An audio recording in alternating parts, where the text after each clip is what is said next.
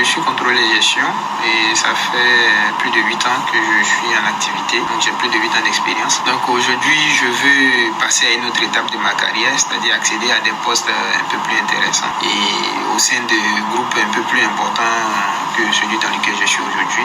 Mais la plupart de ces groupes demandent d'être bon en anglais. Voilà, donc c'est des positions, bien des postes qui nécessitent de parler couramment anglais.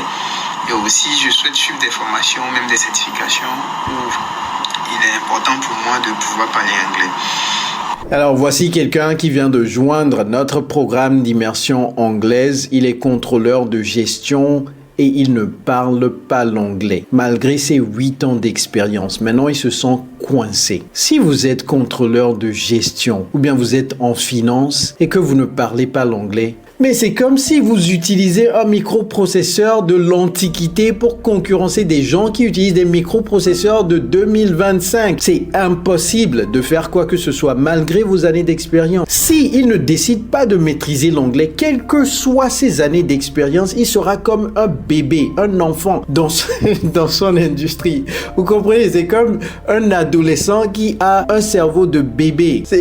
C'est une maladie, ça. Il faut désolé, mais il faut traiter cela. Ce n'est pas rigolo. Il faut traiter cela. Regardez un adulte avec un cerveau de bébé. Heureusement, il a su qu'il fallait faire quelque chose pour pallier ce problème très rapidement. Il ne peut même pas suivre des formations. L'anglais le bloque, le coince partout où il va.